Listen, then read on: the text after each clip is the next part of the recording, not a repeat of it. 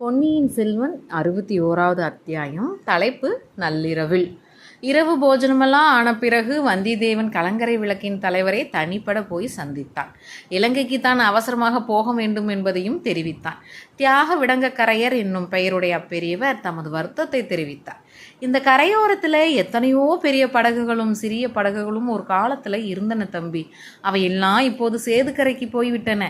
இலங்கையில் உள்ள நமது சைன்யத்தின் உதவிக்காகத்தான் போயிருக்கின்றன. எனக்கு சொந்தமாக 2 படகுகள் உண்டு. அவற்றில் ஒன்றில் நேற்று வந்த 2 மனிதர்களை ஏற்றிக்கொண்டு என் மகன் போயிருக்கிறான்.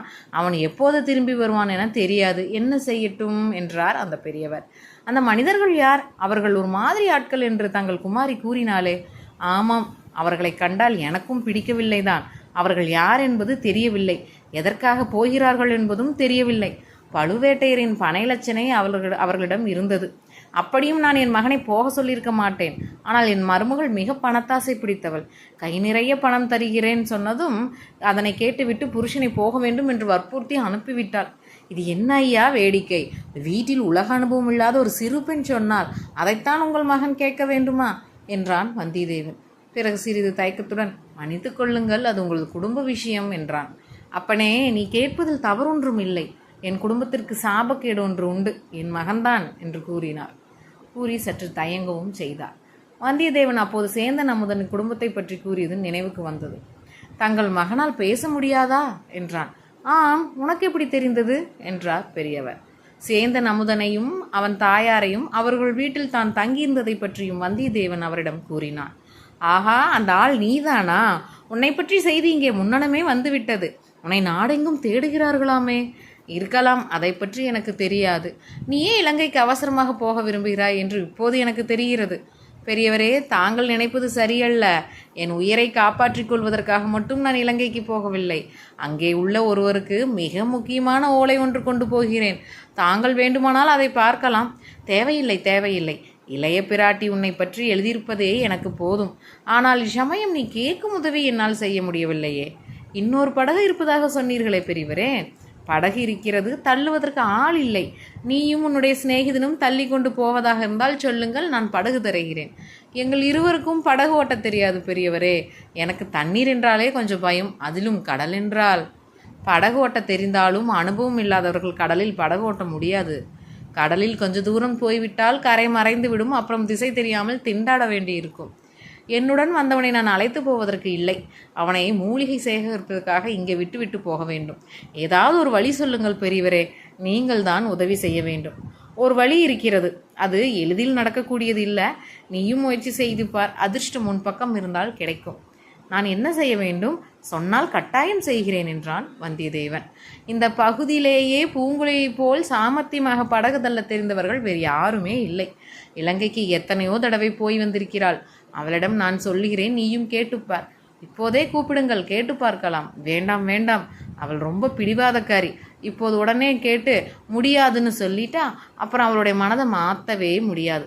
நாளைக்கு நல்ல சமயம் பார்த்து அவளிடம் நான் சொல்கிறேன், நீயும் தனியே பார்த்துக்கொள். இவ்விதம் பெரியவர் கூறிவிட்டு கலங்கரை விளக்கை நோக்கி சென்றார். அவருடைய வீட்டு திண்ணையில் வந்தியத்தேவன் படுத்தான். அவனுடன் வந்த வைத்தியர் மகன் முன்னமே தூங்கி போய்விட்டான். வந்தியத்தேவனுக்கு நீண்ட பிரயாணம் செய்த களைப்பில் தூக்கம் கண்ணை சுற்றி கொண்டு வந்தது. விரைவில் தூங்கி போனான். திடீரென்று தூக்கம் கலைந்தது. கதவு திறக்கும் ஓசை கேட்டது. களைத்து மூடியிருந்த கண்ணிமைகளை கஷ்டப்பட்டு வந்தியத்தேவன் திறந்து பார்த்தான். ஒரு உருவம் வீட்டிற்குள்ளே இருந்து வெளியேறி சென்று தெரிந்தது. மேலும் கவனமாக பார்த்தான். அது ஒரு பெண்ணின் உருவம் என்று கண்டான். கலங்கரை விளக்கின் வெளிச்சம் அந்த உருவத்தின் மேல் விழுந்தது. அவள் பூங்குழலிதான், சந்தேகமே இல்லை. அவள் என்னமோ நம்மிடம் சொன்னாலே, நடுநிசியில் என்னை தொடர்ந்து வா, என் காதலர்களை காட்டுகிறேன் என்றாள். அது ஏதோ விளையாட்டு பேச்சென்றல்லவா அப்போது நினைத்தோம். இப்போது இவள் உண்மையிலேயே நள்ளிரவில் எழுந்து போகிறாளே. எங்கே போகிறாள்? காதலனையோ காதலர்களையோ பார்க்க போவதா இருந்தால் நம்மிடம் சொல்லுவாளா? பின்தொடர்ந்து வந்தால் காட்டுகிறேன் என்பாளே. இதில் ஏதோ மர்மமான பொருள் இருக்க வேண்டும். அல்லது ஒரு வேளை எப்படி இருந்தாலும் பின்தொடர்ந்து போய் ஏன் பார்க்கக்கூடாது? நாளைக்கு இவளிடம் நயமாக பேசி இலங்கைக்கு படகு தள்ளி கொண்டு வர சம்மதிக்க பண்ண வேண்டும். அதற்கு இப்போது இவளை தொடர்ந்து போவது உதவியாக கூட இருக்கலாம். ஏதாவது இவளுக்கு அபாயம் வரக்கூடும். அதிலிருந்து இவளை காப்பாற்றினால் நாளைக்கு நாம் கேட்பதற்கு இணங்கக்கூடும் அல்லவா? வந்தியத்தேவன் சத்தம் செய்யாமல் எழுந்தான். பூங்குழலி போகும் வழியை பிடித்து கொண்டே போனான். சாயங்காலம் சேற்று பள்ளத்தில் விழுந்தபோது அடைந்த அனுபவம் அவனுக்கு நன்றாய் ஞாபகம் இருந்தது. அம்மாதிரி மறுபடியும் நேர்வதை அவன் விரும்பவில்லை. ஆகையால் பூங்குழலி அவன் பார்வையிலிருந்து தவற விட்டுவிடக்கூடாது.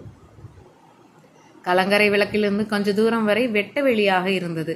ஆகையால் பூங்குழலியின் உருவம் தெரிந்து கொண்டே இருந்தது.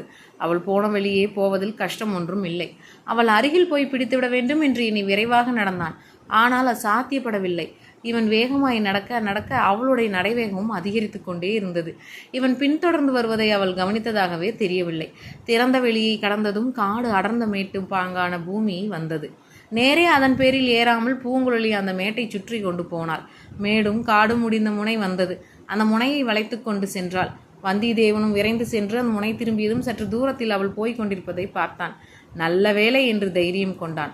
ஆனால் அடுத்த கணத்தில் திடீரென்று அவளை காணவில்லை. எப்படி திடீரென்று மறைந்திருப்பாள்? இது என்ன மாயமா மந்திரமா? அங்கே ஏதாவது பள்ளம் இருந்திருக்குமோ? ஓட்டவும் நடைவுமாக போய் சுமாராக பூங்குழலி எங்கே நின்று மறைந்தாள் என்று தோன்றியதோ அந்த இடத்துக்கு வந்தான். அங்கே நின்று நாலா பக்கமும் பார்த்தான். 3 பக்கங்களில் அவள் போயிருக்க முடியாது. போயிருந்தால் தன் கண்களிலிருந்து மறைந்திருக்க முடியாது. அவ்விடத்தில் காலை ஜாக்கிரதையாக ஊன்றி வைத்து பார்த்து சேறு கிடையாது என்பதை நிச்சயப்படுத்தி கொண்டான். ஆகையால் மேட்டின் மேல் ஏறி காட்டுக்குள்ளதான் போயிருக்க வேண்டும். இன்னும் கொஞ்சம் உற்று பார்த்ததில் குத்துச்செடிகள் அடர்ந்த அந்த மேட்டில் ஏறுவதற்கு ஒற்றையடி பாதை ஒன்று இருப்பதை தெரிவந்தது. வந்தியத்தேவன் அதில் ஏறினான். ஏறும்போது திக் திக் என்று அடித்து கொண்டது. அங்கே கலங்கரை விளக்கின் மங்கிய வெளிச்சமும் வரவில்லை. மாலை பிறை முன்னமையே கடலுள் மூழ்கி மறைந்து விட்டது. மினுமினுத்த நட்சத்திரங்களின் வெளிச்சத்திலே வழியையும் கொஞ்சம் தூரத்துக்கு அப்பால் காணவில்லை. குத்துச்செடிகளும் குட்டை மரங்களும் பயங்கர வடிவங்களை பெற்றன. அவற்றின் நிழல்கள் கரிய பேய்களாக மாறின. செடிகளின் இலைகள் ஆடிய போது நிழல்களும் அசைந்தன. ஒவ்வொரு அசையவும் வந்தியத்தேவனுடைய நெஞ்சை அசைத்தது. அந்த கரிய இருளிலும் நிழலிலும் எங்கே என்ன அபாயம் காத்திருக்கின்றது யார் கண்டது? விஷஜந்துகள், கொடிய விலங்குகள் பதுங்கியிருந்து பாயலாம். அபாயம் மேலிருந்து வரலாம், பக்கங்களிலிருந்தும் வரலாம், பின்னாலிருந்தும் கூட வரலாம். அடடா, இது என்ன இங்கே வந்து அகப்பட்டு கொண்டோமே! கையில் வேலை கூட எடுத்து வரவில்லையே! அது என்ன சலசலப்பு சத்தம்?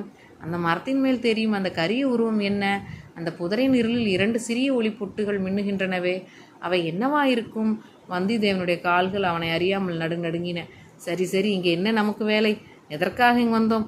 என்ன அறிவீனம்? உடனே இறங்கி போய் வெளிய வேண்டியதுதான். இறங்கலாம் என்று எண்ணி திரும்பி எத்தனித்த தருணத்தில் ஒரு குரல் கேட்டது. நெஞ்சை பிளக்கும் குரல், பெண்ணின் குரல், ஒரு விம்மல் சத்தம். பிறகு இந்த பாடல்: அலைகடலும் ஓய்ந்திருக்க அகக்கடல் தான் பொங்குவது என்று பாடல் பாடுகிறது. வந்தியத்தேவன் அவன் மேட்டிலிருந்து கீழே இறங்கி செல்லும் யோசனையை விட்டுவிட்டான். குரல் வந்த இடத்தை நோக்கி மேலே ஏறினான். விரைவில் மேட்டின் உச்சி தெரிந்தது. அங்கே அவள் நின்று கொண்டிருந்தாள். பூங்குழலிதான் பாடியது. அவளேதான். வானத்தில் சுடர்விட்ட நட்சத்திரங்களை பார்த்து கொண்டு பாடினாள். அந்த விண்மீன்களையே அவளுடைய பாட்டை கேட்கும் ரசிக மகாசபையாக நினைத்து கொண்டு பாடினாள் போலும்.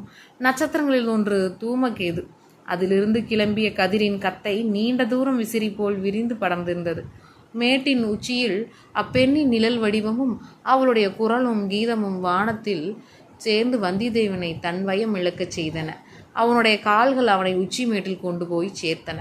பூங்குழலிக்கு எதிரில் நேருக்கு நேராக அவன் நின்றான். அவளுக்கு பின்னால் வெகு தொலைவு என்று காணப்பட்ட இடத்தில் கலங்கரை விளக்கின் சிவந்த ஒளி தோன்றியது. அதையொட்டி விரிந்த கடல் பறந்து கிடந்தது. கடலுக்கு எல்லையிட்டு வரையறுத்தது போல் வெள்ளி அலைகோடு நிலை நீண்டு வளைந்து சென்றது. வந்து விட்டாயா? திண்ணையில் கும்பகர்ணனை போல் தூங்கினாயே என்று பார்த்தேன். வீட்டுக்கு கதவு திறந்த சத்தம் கேட்டு விழித்து கொண்டேன்.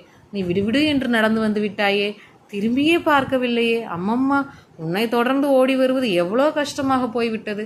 எதற்காக தொடர்ந்து வந்தாய்? நல்ல கேள்வி. நீதானே வர சொன்னாய், மறந்து விட்டாயா? எதற்காக வர சொன்னேன்? உனக்கு நினைவு இருக்கிறதா? நினைவில்லாமல் என்ன? உன் காதலர்களை காட்டுவதற்காக சொன்னாய். எங்கே உன் காதலர்கள்? காட்டு பார்க்கலாம். அதோ உனக்கு பின்னால் திரும்பிப்பார் என்றாள் பூங்குழலி.